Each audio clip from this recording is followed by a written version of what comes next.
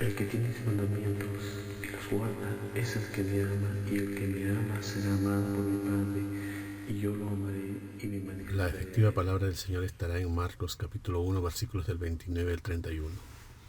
Al salir de la sinagoga vinieron a casa de Simón y Andrés con Jacobo y Juan, y la suegra de Simón estaba acostada con fiebre, y enseguida le hablaron de ella. Entonces él se acercó y la tomó de la mano y la levantó, e inmediatamente le dejó la fiebre y ella la servía. Este es un pasaje que, como toda la palabra del Señor, trae hermosas revelaciones que debe servirnos para mejorar nuestros caminos. Dice Proverbios capítulo 4, versículos del 26 al 27. Examina la senda de tus pies y todos tus caminos sean rectos. No te desvíes a la derecha ni a la izquierda, aparta tu pie del mal. Primeramente vamos a dar la explicación natural y luego la más importante, la espiritual. El libro de Marcos nos muestra una cronología mejor del caminar de Jesús, de su estadía por la tierra. Por lo mismo, iniciando con la explicación en lo natural, podemos decir que Jesús fue a la casa de Simón a visitarlo, porque siempre el que se acerca más a Jesús disfruta de sus bendiciones. Y Pedro, de todos los discípulos, fue uno de los que más experimentó de la grandeza del Señor. Dice Hebreos capítulo 11, versículo 6. Pero sin fe es imposible agradar a Dios, porque es necesario que el que se acerca a Dios crea que le hay, y que es galardonador de los que le buscan. Así, al llegar a casa de Simón, le hablaron de la suegra de éste. Aún en este tiempo no era Pedro. Esto es un detalle muy importante que luego lo explicaremos mejor. Ahora, si Simón tenía suegra, es porque tenía esposa, algo que derrumba el celibato de Pedro, que habla cierta denominación. Aquí un versículo que confirma que Pedro era casado. Dice 1 Corintios capítulo 9, versículo 5. No tenemos derecho de traer con nosotros una hermana por mujer, como también los otros apóstoles y los hermanos del Señor y Cefas. Ahora bien, este relato dice que esta suegra estaba en la casa de Simón, y en Israel toda persona estaba obligada a cuidar de su padre por la ley de Moisés. Por ello, cuando una persona mayor, sobre todo mujer, quedaba en estado de viudez, era recibida en casa por alguno de sus hijos, o nueras o yernos. Esto era una acción propia de personas justas, rectas, misericordiosas como Ruth. Posteriormente, en la Iglesia Apostólica podemos ver el gran cuidado que se tenía por las viudas mayores, quienes eran una prioridad para la Iglesia juntamente con los huérfanos. Dice 1 Timoteo capítulo 5, versículo 6. Si algún creyente o alguna creyente tiene viudas, que las mantenga y no sea agravada la iglesia, a fin de que haya lo suficiente para las que en verdad son viudas. Continuando con el relato, dice que Jesús tomó de la mano a la suegra y la levantó, y que luego ella le servía. La enfermedad es una situación de debilidad y agotamiento en la que el enfermo sufre el abandono de su fuerza vital. El enfermo vive una situación de paro forzoso, no puede trabajar, depende totalmente de otros, en el aspecto natural y espiritual. Por eso, cuando viene Jesús, no se acercaba a los enfermos con la preocupación de un médico que simplemente deseaba resolver el problema biológico creado por la enfermedad como tal, sino que su intención fundamental era recuperar y reconstruir plenamente a estos hombres y mujeres hundidos en el dolor espiritual. Ahora vamos a explicar este pasaje espiritualmente. Dijo el Señor en Marcos capítulo 4, versículo 23. Si alguno tiene oídos para oír, oiga. Que sepamos, la mayoría tenemos oído. Está hablando de oídos espirituales, porque si hemos nacido del Espíritu, debemos vivir por el Espíritu, y si estamos en el Espíritu, oraremos en el Espíritu.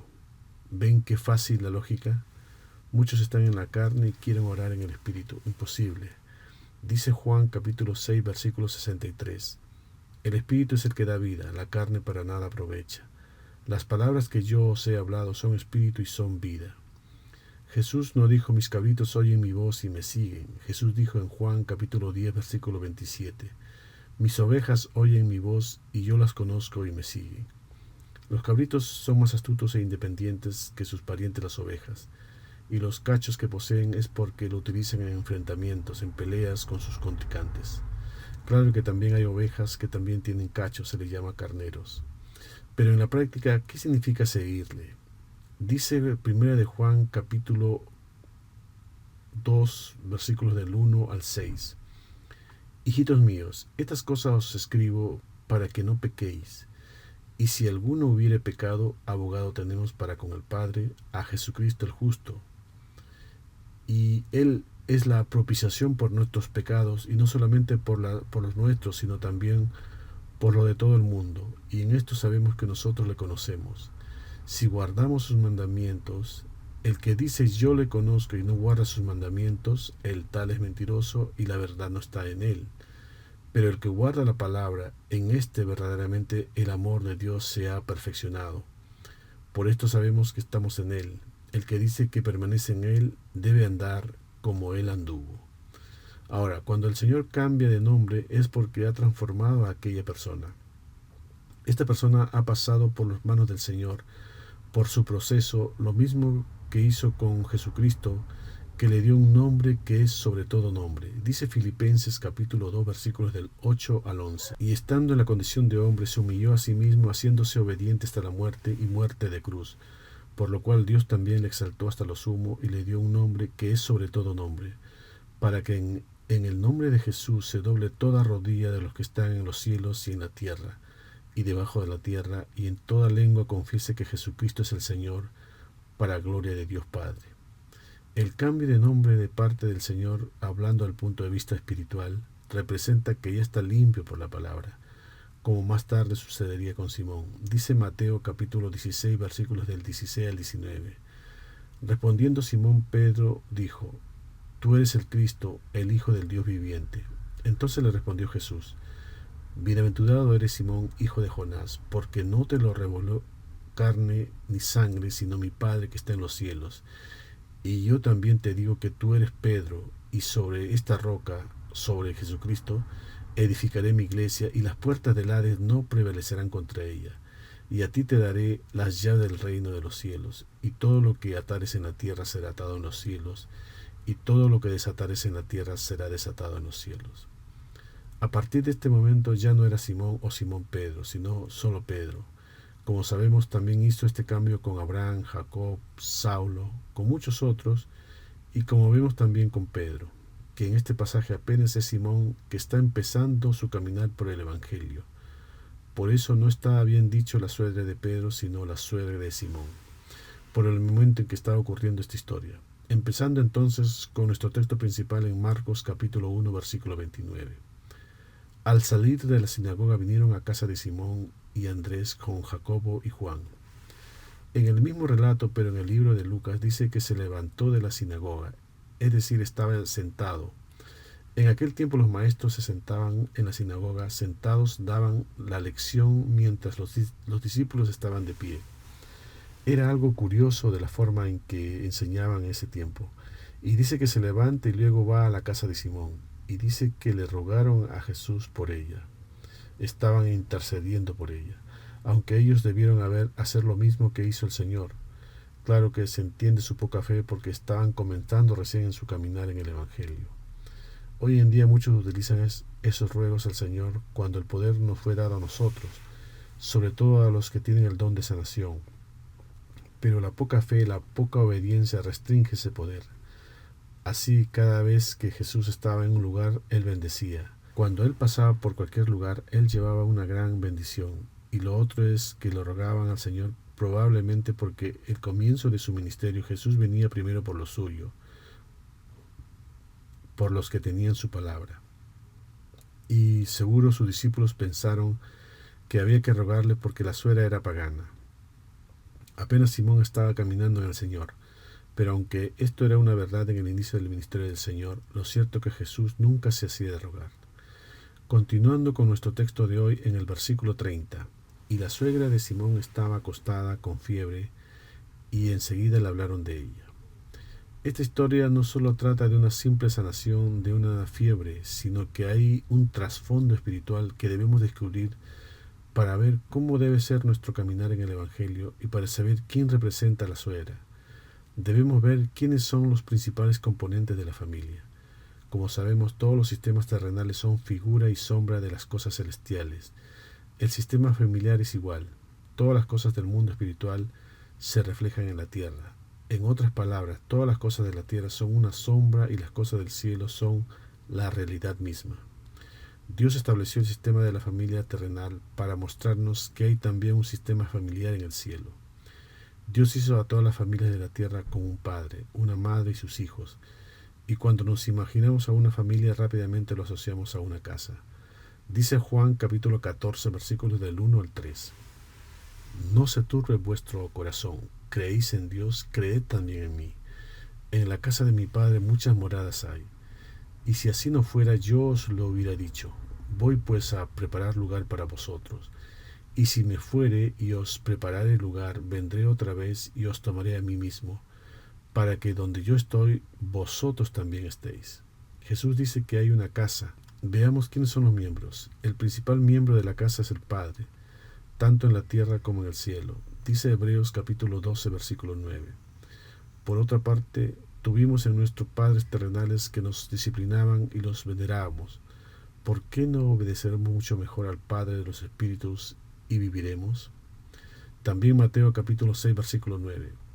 Vosotros pues oraréis así: Padre nuestro que estás en los cielos, santificado sea tu nombre. Vemos que en el sistema familiar descrito en las Escrituras es paternalista. Hoy en día el mundo está tratando de destruir eso. Incluso hay muchos que llaman a Dios machista por lo que dice su palabra. Y lo peor de todo es que hay muchos que se dicen creyentes, lo creen así también. Aunque todavía quedan familias como Dios las implementó, se ha levantado un movimiento feminista en el mundo que está minando la sociedad, y la responsabilidad recae tanto en el hombre como en la mujer.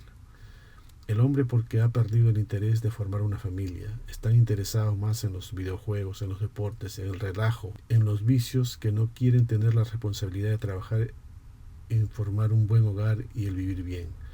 Y las mujeres ya no quieren estar en casa para ser la ayuda idónea, sino en la competición con el hombre. Ya no quieren casarse, tampoco quieren darse el trabajo de ayudar en la formación de buenos hijos y del hogar, sino también, como los hombres, metido en todo lo que hacen los hombres, y más aún. Toda esta duplicidad es en parte causa de los parricidios, femicidios, de suicidios de los hijos, hogares entre comillas con géneros del mismo sexo, tornando una familia diferente a la familia celestial. Dice Efesios capítulo 5 versículos del 22 al 24.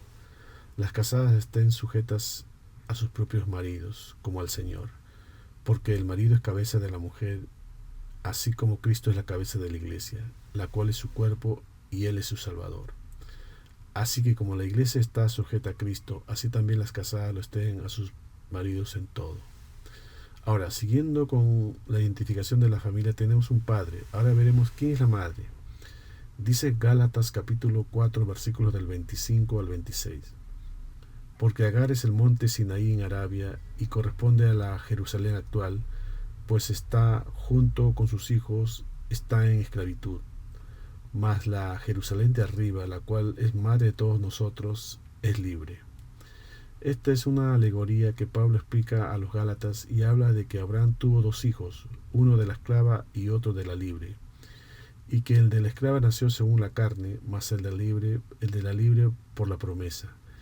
Es decir, estas mujeres son los dos pactos, el uno proviene del monte Sinaí y la otra de la de Jerusalén de arriba, la cual es madre de todos nosotros, es libre, es decir, la iglesia espiritual, la verdadera, los que han sido circuncidados en el corazón. Por eso dice en Gálatas capítulo 4 versículos del 22 al 29, porque está escrito: regocíjate, oh estéril, tú que no das a luz, prorrumpe en júbilo y clama, tú que no tienes dolores de parto, porque más son los hijos de la desolada que de la que tiene marido. Así que, hermanos, nosotros como Isaac somos hijos de la promesa, pero como entonces el que había nacido según la carne perseguía al que había nacido según el Espíritu, así también ahora. Es decir, la iglesia carnal persigue a la iglesia espiritual. Y la madre de la iglesia carnal es la iglesia física. Resumiendo, la suegra es la iglesia física, es decir, el templo, y dentro de ella habitan la madre espiritual, que es la iglesia que verdaderamente sigue a Jesús, y la madre carnal, los que dicen creer pero no hay fruto, o los que han sido llamados pero siguen viviendo en la carne. La iglesia espiritual, la genuina, enseña la palabra dada por el Padre, y así es como debería ser una familia terrenal, un padre que da los principios, los valores, Por eso el Señor sopló aliento de vida ya en el paraíso en Adán. Dice Génesis capítulo 2 versículo 7. Entonces Jehová Dios formó al hombre del polvo de la tierra y sopló en su nariz aliento de vida y fue hombre un ser viviente. Si Dios hubiese querido que sean iguales, hubiera hecho 2 esculturas de barro y soplado en ambos, pero no fue así. El matrimonio es un complemento, la mujer es más de piel, más aflora los sentimientos, es una ayuda idónea para lo terrenal, pero el hombre es más para el entendimiento, para la instrucción. Dice Proverbios capítulo 1 versículo 8, Oye, hijo mío, la instrucción de tu padre, y no desprecies la dirección de tu madre. El padre es el que da la firmeza en las convicciones, por eso la tentación de la serpiente empezó por Eva. Ella se dejó llevar por lo que veía. Y otro dato más, y con esto no estoy diciendo que uno sea más que el otro, sino que cada quien tiene una tarea que Dios encomendó. Dice Levíticos capítulo 12 versículos del 1 al 5. Habló Jehová a Moisés diciendo, habla a los hijos de Israel y diles, la mujer cuando conciba y dé a luz varón será inmunda 7 días, conforme a los días de su menstruación será inmunda, y al 8º día se circundará al niño. Mas ella permanecerá 33 días purificándose de su sangre. Ninguna cosa santa tocará, ni vendrá al santuario hasta cuando sean cumplidos los días de su purificación. Y si diere a luz hija, será inmunda 2 semanas, conforme a su separación, y 66 días estará purificándose de su sangre. Todas estas palabras están en las Escrituras y debemos meditar en ello. Por eso dice en el pasaje de Efesios que leímos que Cristo es cabeza de la iglesia. Hoy en día, al querer poner a la mujer sobre el hombre, es como querer poner a la iglesia sobre Cristo. Y como todo lo que ocurre en lo natural ya está pasando en lo espiritual, vemos cómo está la iglesia física, porque la iglesia espiritual sí obedece a Cristo, el enviado del Padre. En una oportunidad le fueron a avisar a Jesús lo siguiente. Dice Mateo capítulo 12, versículos del 46 al 50. Mientras él aún hablaba a la gente, he aquí su madre y sus hermanos estaban afuera y le querían hablar. Y le dijo uno, he aquí tu madre y tus hermanos están afuera y te quieren hablar. Respondiendo él al que le decía esto, dijo, ¿quién es mi madre y quiénes son mis hermanos? Y extendiendo su mano hacia sus discípulos dijo, he aquí mi madre y mis hermanos, porque todo aquel que hace la voluntad de mi Padre que está en los cielos, ese es mi hermano y mi hermana y mi madre. Aquí podemos ver que como tenemos hermanos físicos, también tenemos hermanos y hermanas espirituales, reiterando y hablando en parábolas, porque es una comparación para darnos una enseñanza moral. La suegra es la iglesia física, el lugar donde se congregan los creyentes. Dentro de ella está la madre espiritual porque enseñan la palabra del Padre y la obedecen, y la madre carnal quienes enseñan cosas para la carne. Así que continuando con nuestro texto de hoy, en el versículo 30, la suegra, la iglesia física, estaba acostada con fiebre. Por eso decimos que debería decirse la suegra de Simón, porque apenas Simón estaba comenzando su caminar en el Evangelio. Dice Santiago capítulo 1, versículos del 19 al 22. Por esto, mis amados hermanos, todo hombre sea pronto para oír, tardo para hablar, tardo para irarse, que la ira del hombre no obra la justicia de Dios. Por lo cual, desechando toda inmundicia y abundancia de malicia, recibid con mansedumbre la palabra implantada, la cual puede salvar vuestras almas. Pero sed hacedores de la palabra y no tan solamente oidores, engañando a vosotros mismos. También Primera de Pedro capítulo 2 versículos del 1 al 3. Desechando pues toda malicia, todo engaño, hipocresía, envidias y todas las detracciones, desead como niños recién nacidos la leche espiritual no adulterada, para que por ella crezcáis para salvación, si es que habéis gustado la benignidad del Señor. Entonces dice el 30 que estaba acostada y con fiebre esta iglesia. Esta es la imagen de muchas iglesias físicas por todo el mundo, cristianos indiferentes por la causa del Evangelio, sin visión, sin propósito. Puede haber denominación con el título que desee y la posición que quiera, pero sin la unción, sin el respaldo de Dios, sin la aprobación de Dios no sirve de nada. Dice Job capítulo 6 versículo 6. ¿Se comerá lo desabrido sin sal? ¿Habrá gusto en la clara del huevo? También Mateo capítulo 5 versículo 13. Vosotros sois la sal de la tierra, pero si la sal se desvaneciere, ¿con qué será salada? No sirve más para nada, sino para ser echada fuera y hollada por los hombres. Solo la iglesia espiritual, la madre espiritual, tiene sal. Dice Marcos capítulo 9, versículo 50. Buena es la sal, mas si la sal se hace insípida, ¿con qué sazonaréis? Tened sal en vosotros mismos y tened paz los unos con los otros. La unidad de la iglesia representa madurez y está en la madre espiritual, pero hay denominaciones que prohíben que sus congregados vayan a otras denominaciones en alguna campaña o simplemente en una visita. Tienen miedo de que se vaya a quedar en otra iglesia. El pastor que tiene miedo es porque no da buena comida espiritual. Es lo mismo en lo natural, si lo comparamos a un restaurante. Si no das buena comida, si siempre es el mismo menú, si la atención es mala, entonces el cliente se va. Pero si tienes buena comida, aunque el lugar no sea confortable, la gente va porque la comida es excelente. Lo mismo para la comida espiritual. Cuando en el libro de los Hechos la iglesia espiritual se juntaba, el mayor motivo era para enseñar, ya que Jesús había dado la gran comisión. Dice Mateo capítulo 28, versículos del 16 al 18.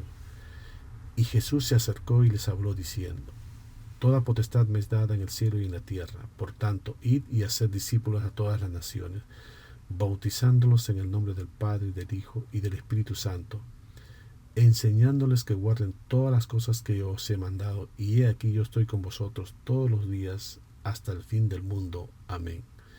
Esa fue la razón por la que se creó la iglesia espiritual, después la física. La iglesia espiritual empezó en el Pentecostés estando todos unidos, todos ellos varones piadosos. Veamos Hechos capítulo 2, versículos del 1 al 5. Cuando llegó el día de Pentecostés, estaban todos unánimes juntos, y de repente vino del cielo un estruendo como de un viento recio que soplaba, el cual llenó toda la casa donde estaban sentados, y se les aparecieron lenguas repartidas como de fuego, asentándose sobre cada uno de ellos, y fueron todos llenos del Espíritu, y comenzaron a hablar en lenguas según el Espíritu les daba que hablasen. Moraban entonces en Jerusalén judíos varones piadosos de todas las naciones bajo el cielo. También Hechos 2, versículos del 44 al 45. Todos los que habéis creído estaban juntos y tenían en común todas las cosas, y vendían sus propiedades y sus bienes, y lo repartían a todos según la necesidad de cada uno. La razón principal de existir la iglesia del Señor es para enseñar, para que cada uno se convierta de su maldad. Dice Hechos capítulo 3, versículos del 22 al 26. Porque Moisés dijo a los padres: El Señor vuestro Dios os levantará profeta de entre vuestros hermanos como a mí. A él oiréis en todas las cosas que os hable, y toda alma que no oiga a aquel profeta será desarraigada del pueblo. Y todos los profetas desde Samuel en adelante, cuantos han hablado, también han anunciado estos días.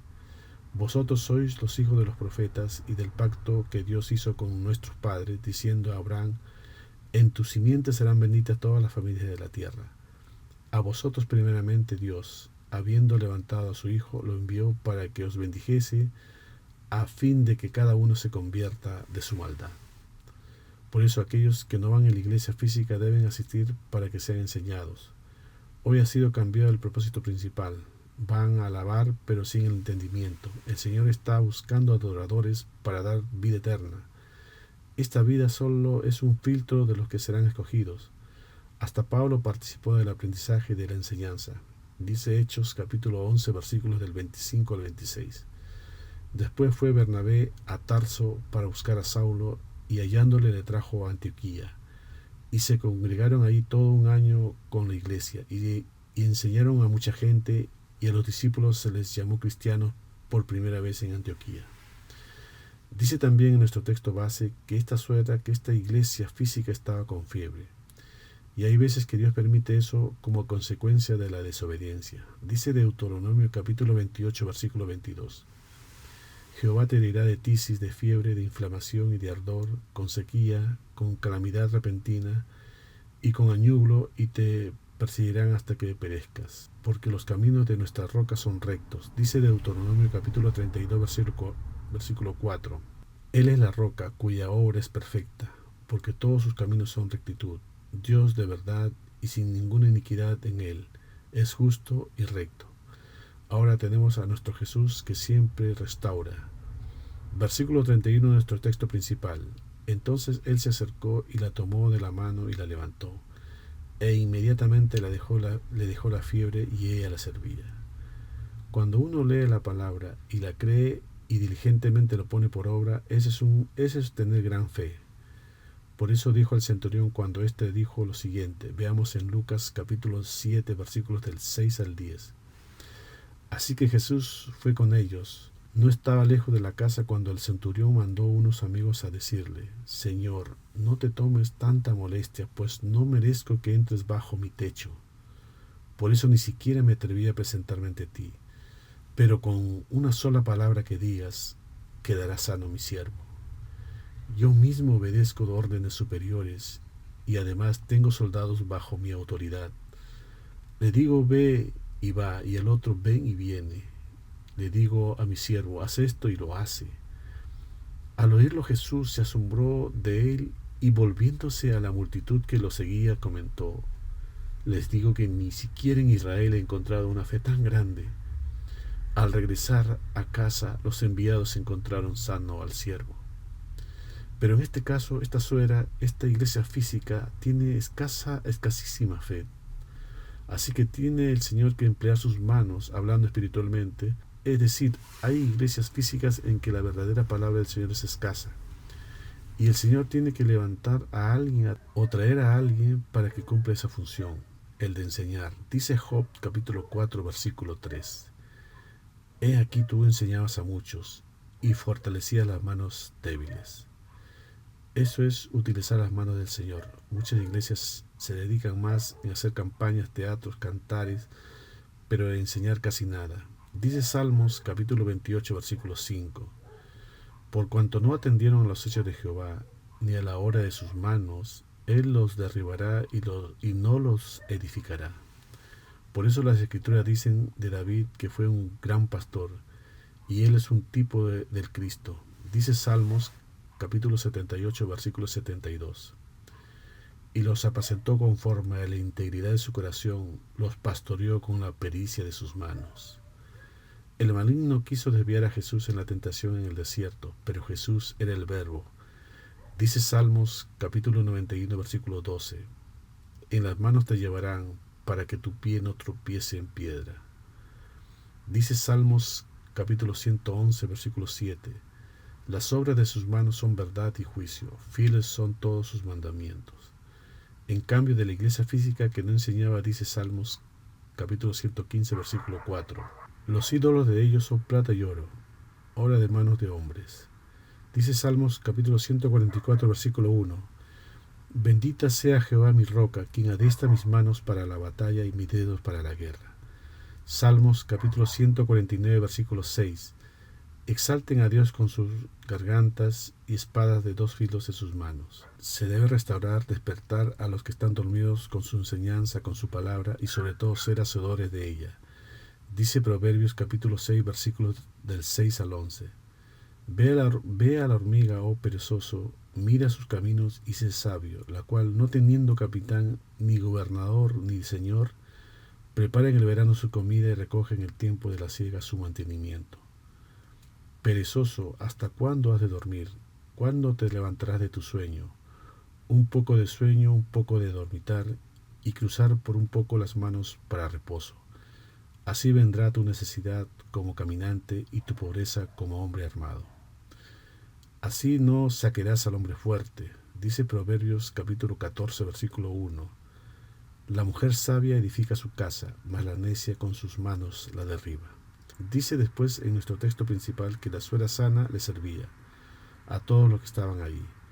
No debemos de cuidar la enseñanza, sino habrá pleitos, como dice Miqueas capítulo 7, versículo 6.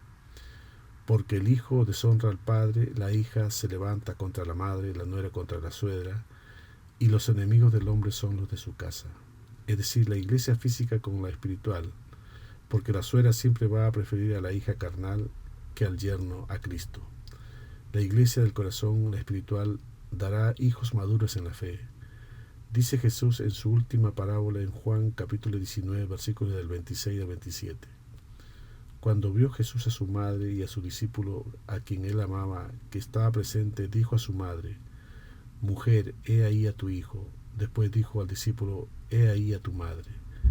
Y desde aquella hora el discípulo la recibió en su casa. Amén.